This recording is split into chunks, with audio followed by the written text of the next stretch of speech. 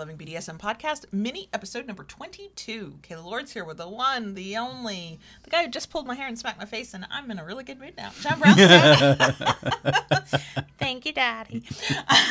You deserved that, girl. I did. I'm okay with that. A big thanks to our kinky patrons over at patreon.com/Kayla Lords for making this episode possible. This week, we're sharing a few ways to actually prove yourself in a DS relationship, and spoiler alert, it's not what rando wannabe doms say it is.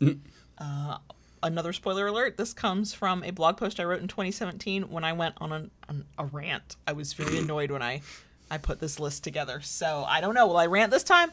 We'll find out.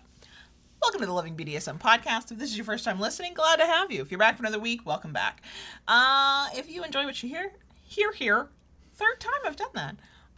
We'd love it if you would add this podcast to your favorite podcast app. We're on all of them.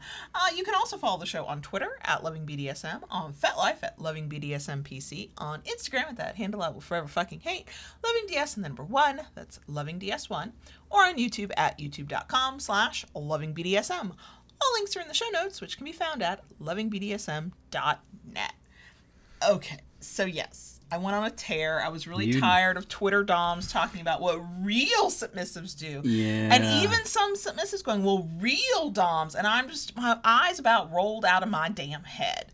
So I was like, nah, what do you actually have to do to prove your damn self in your power exchange relationship to show that you are there and trying and want it to be a real thing?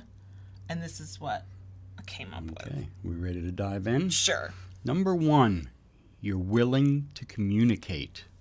You don't have to be good at communication from day one. Guess what? The moment you turn kinky, you did not forget all of your vanilla bad habits and the things that did not help your vanilla life or relationships. So you have skills to learn. Communication is one of them. That is a lifelong skill. It's ongoing. I still learn shit about communication all day, and I think I came out of the womb talking. So I'm just saying. That explains a lot. But the it does. The willingness to communicate, the willingness to try and say the hard thing, to find the pathways of how do I express myself. That's verbally, that's in writing, that can be audio messages that you record on your phone in the dark of night. Like, it doesn't matter how you do it. It's being willing to have the conversations, to talk about the things on your mind, to listen to your partner, to say, I like this, I don't like this, this was good, this was bad. The willingness, at the beginning, the willingness matters the most. Yes. But I think you need to make progress and get better over time at communicating. What I was waiting to jump in to say was part of that willingness to communicate, not everybody is good at communicating, like you said. And just because you come into DS, there is the willingness to learn to communicate better, the willingness to educate yourself and practice at it and work at it and become better at it. And something I've said in a few times lately, I don't know YouTube or on the podcast, but I know I've said it a few times. It's also being a person who is a safe place for the other person to tell you the hard things. Because communication is not just what you say. It is taking in what the other person says and finding that mutual pathway forward. So, can your partner tell you they did not like that kink thing you just did? Can they tell you that they cannot handle this behavior from you or how that thing went down? Can they tell you that you were wrong? And can you take it? That's part of communication too. But the willingness to learn, the willingness to communicate, that's one of my ways that you prove yourself. There you go. Which brings us to number 2, you respect boundaries. Everybody gets to have boundaries. Yes. Doms, don't ever throw out the, well, I'm the dom, the submissive should just trust me. You have just waved 2 red flags, like, woo! Like you're at the Indy 500 or whatever, trying to start or stop a race. What? Why? What have you done to earn that trust? Which we'll get there. That's another one. Everybody gets boundaries and limits. Your boundaries and limits might not align with the person you're interested in. They might not align with your current partner. That is something that you have to figure out how you're going to navigate, and there's no right answer to that either. But if a person has a boundary, They have a boundary, you respect it. Right. No loopholes. Do not go looking for fucking loopholes. Don't go looking for loopholes. And this makes me think back to something we talked about a little bit ago, where a person has a hard limit of not being bitten. Mm-hmm. Oh, yes. Where did we get that from? I think that came from Reddit. Yes, it did come from Reddit. Yes. So this person had a hard limit of not being bitten. That was their boundary. That line was not to be crossed. And during a encounter with their partner, they were deep in the moment and they said, do whatever you want to me. They bit the person. That was a blatant... Ooh, that's... Yeah. Yeah. I don't know. I have such trust issues. I don't know if we're coming back from that. Mm-hmm. Because... You know, you have to respect those boundaries. I even know with Kayla, when, you know, and she's done that to me a number of times. You know, do whatever you want. Hit me harder. I know I am not going to cross any lines. And I really think when I have said that, I say that in the security that whatever you want, and the rest of the sentence I don't say is within my boundaries. Yeah. Because we have built the relationship where we don't have to. Mm-hmm. The other thing, I don't want to just call out doms here. Submissives, you don't get to demand dominance from somebody. If doms get limits too. Doms are not up for just anything. And yes, that can be the thing you're craving most in the midst of your sub frenzy. You still don't get to demand it from anybody. We all get to figure out for ourselves where our boundaries and limits are. And can those boundaries and limits change over time? Of course. There were things ages ago I was like, no, that's not going to be for me. And then I learned, and then I experimented, and I felt safe, and then I was willing to try. And then I, on my own, with the support of a good partner, expanded my boundaries and limits to include things that I had once previously not included. That is my prerogative and my right, and no outside pressure should be applied to make somebody do that. That's no. I'm already on a rant. Yeah. What I wrote was, doing anything less than respecting boundaries and limits shows a lack of consent, erodes trust, creates a toxic environment, and means you're flunking BDSM 101. That's right. So they. Yep. Okay, next one. Brings us number 3. You earn trust. Yes. Yes. I'm so tired of trust being like, well, you should just trust me. I have this title that I gave myself, and that just means I should be trusted. Fuck you and the horse she wrote in on. Oh, what boy. the fuck have you Here she goes. done to earn my trust? I'm going to sit back now. So here's the thing. I used to feel bad because I had serious trust issues. We've talked about this for years on this podcast. My walls are 100 feet high and 10 feet thick. And John Brownstone did a lot of fucking work to get through those walls. But trust issues are protective. I'm going to wait to see if you do the things you say you'll do. I'm going to wait to see if you really are the person you're claiming to be. And that is how you earn trust. You are honest and you have integrity, and you, to the best of your ability, you keep your word in all things. That is both sides of the slash. A submissive has to earn trust just as much as a dominant has to earn trust. A dominant has a harder road to walk there because you're the one doing the things that can cause actual harm to a submissive. And too many are floating around out there online with, you know, as air quote doms. They've gifted themselves a title. They've put up the porn avatar on Twitter. They only post, you know, was it the headless man in a suit? Yeah. Yes. And they think that if they say the right words, that's all that's required. And bullshit.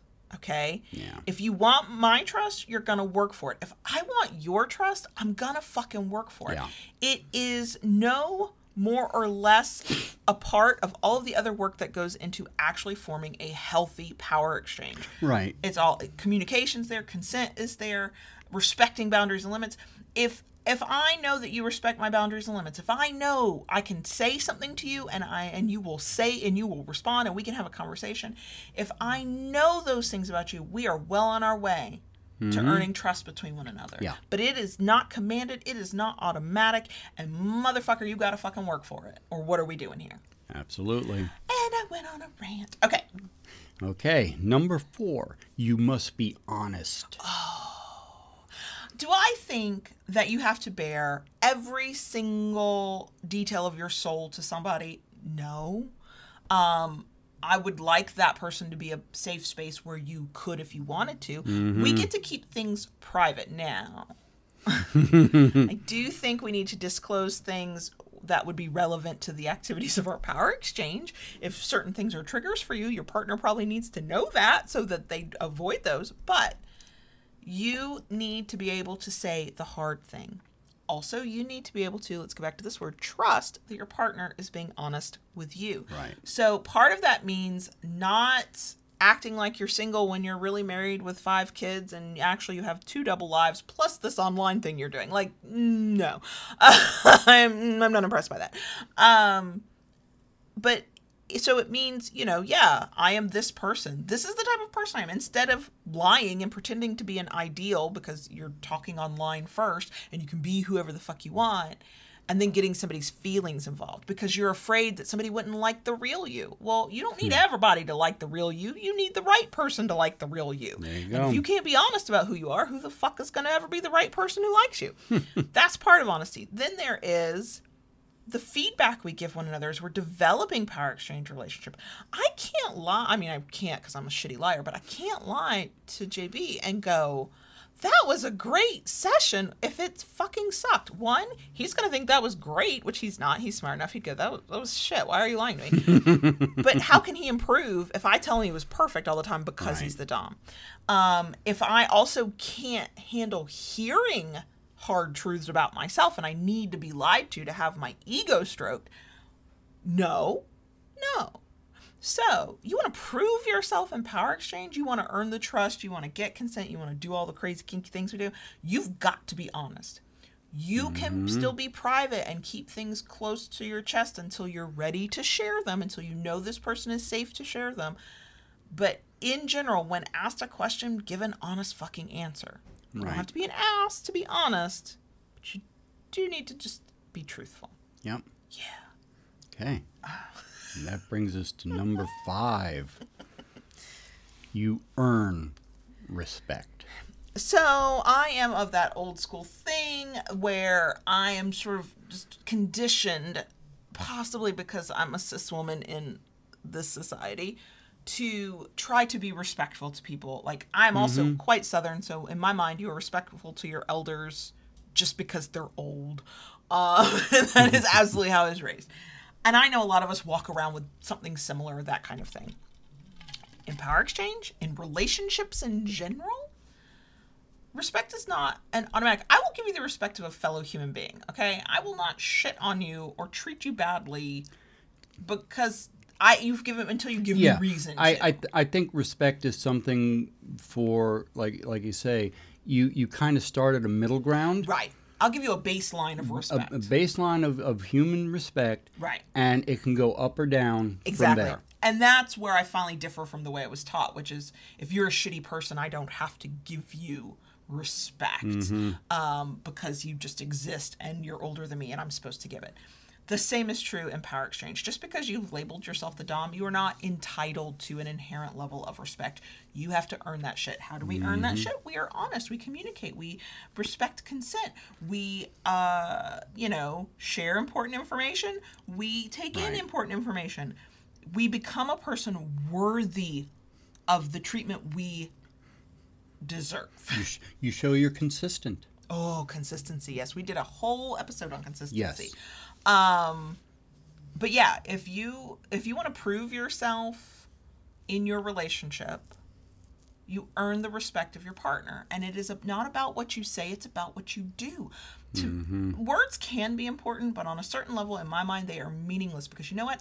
I'm looking at actions, and as a person with trust issues, the words need to be backed up by action. And I'm not even just looking at actions, I'm looking at patterns of actions. Because any trained monkey can do a good trick one time. I need to know that's who the fuck you are. Right. That you're not just doing the right thing because I'm watching you and giving you side eye and got like my little grade book out and like, well, did they pass that test? The test is this who you are consistently? Right. Which is why, and I've been there in vanilla relationships, and I see a lot of people go through it in Power Exchange. They're like, well, in the beginning, they did all the right things, but then they just stopped. I'm like, in my mind, I'm like, yeah, they did what they had to do to win you. Now that they got you, they don't think they have to do anything to keep you. And that's, to me, the mark of somebody. Yeah. So I'm not listening to words. I'm barely listening to them because what I'm waiting to see is, do your words match your actions? But I'm not even just paying attention to actions. I'm then looking at patterns of actions. What do you do consistently? Who the fuck are you when you think nobody's watching? That's what I care about. Yep. And this was a ranty one.